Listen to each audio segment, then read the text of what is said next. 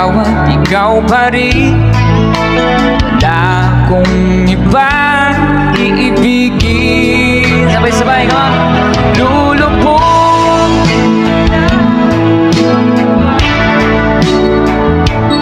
tuloy pa lalakad ng panahon. Alright, para sa nagsasabing hindi ko daw boses yun, the effects lang daw. Sige. Kamusta mga boss? Maligayang pagdating sa aking munting channel, Ang Kanta Kwento. Nakakapagtaka na hanggang ngayon, marami pa rin ang nagsasabing si BJ ng Sweet Notes Music ay gumagamit ng autotune o daya sa kanyang boses. Kahit ilang ulit ko nang pinatunayan na purong talento at natural na boses ang kanyang ipinapakita, tila hindi pa rin sila naniniwala. Bago tayo magsimula, mga kakwento, hihilingin ko muna ang inyong pag-like, pag-share at pag-subscribe bilang suporta. Maraming salamat sa inyo. Sa kabila ng maraming video na inilabas natin patungkol sa live performances ni BJ, mayroon pa ring mga tao na naninindigan na hindi tunay ang kanyang boses. Talagang nakakagulat ang kanilang mga komento sa ating comment section.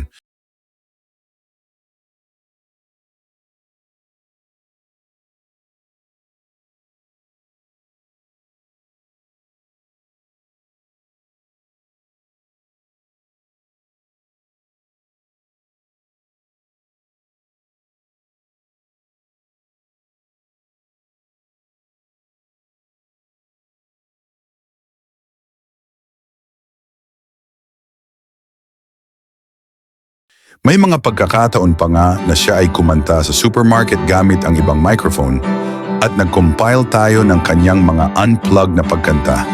Walang mic at purong boses lamang. Para tanggalin ang pagdududa ng iba, narito ang isa pang patunay.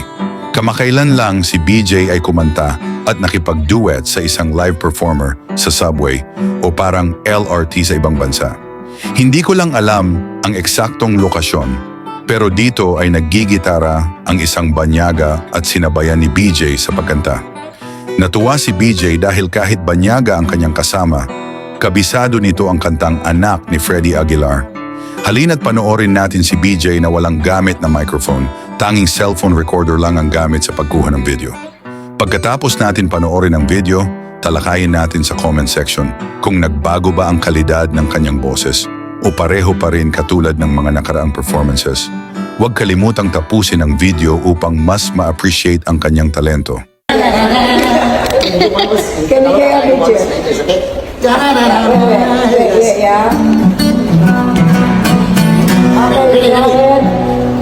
Nangisilang ka sa mundo nito, kinuha ng magulang mo, ng kamay nila, inuhilang.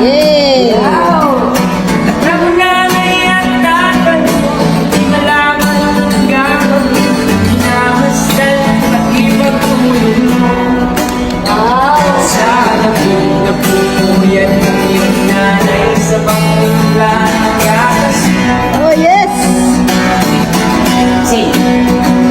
Sa umaga na may karoon ka na ngayon na huwag niwa sa'yo.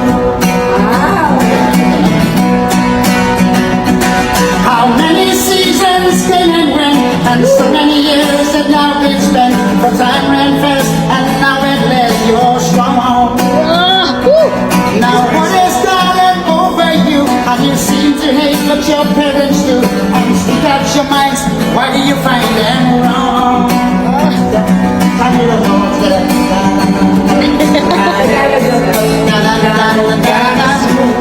One more time.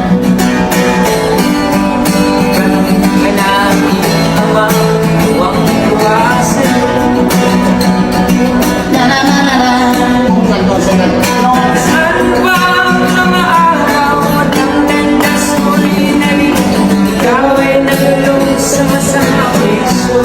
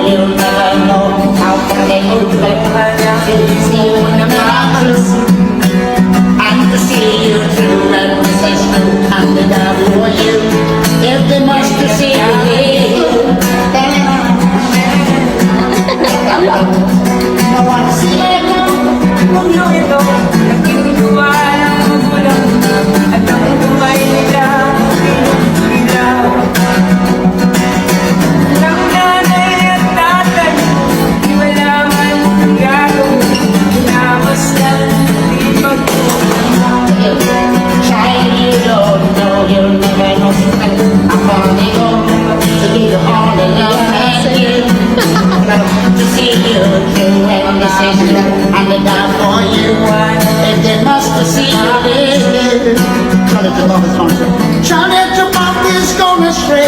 And Johnny, you don't know what to do or say. And you're so alone, no friends around your side. And Johnny should not break down in tears. And let mom and dad come away your fears. And where must you go? Then I'm staying up and worried. Johnny, you don't know no one. See that again? Sa mundo ito, laging tuwa ng magulang mo. Hanggang kamay nila ang iyong ilaw. Hanggang nanay at tatay mo, di malaman ang gagawin. Pinamasdan ang ibang tulong mo. Biglang namuha nang di mo napapansin. Magsisisi sa isip mo, nalaman mo, ika'y nagkamali. Yay! Alright! Thank you so much for the time. Mga kakwento, kitang-kita at dinig na dinig naman natin ang napakagandang boses ni BJ, maging ito man ay live o on the spot na pagkanta. Sana sa video na ito ay mawala na ang mga pagdududa at akusasyon na autotune lamang ang kagandahan ng kanyang boses. Ano ang masasabi nyo, mga kakwento? Gusto kong marinig ang inyong mga opinion, kaya magkomento kayo sa comment section sa ibaba. Huwag kalimutang mag-like, mag-share at mag-subscribe bilang suporta sa ating channel. Maraming salamat sa inyong pagsama sa akin, mga kakwento, hanggang sa dulo ng ating video. Muli ito ang Kanta Kwento. Ako'y sa'yo, ikaw ay akin. Ganda mo sa paningin. Ako ngayon'y nag-iisa. Sana ay tabihan na. Sa ilalim ng pag-ibig sa puso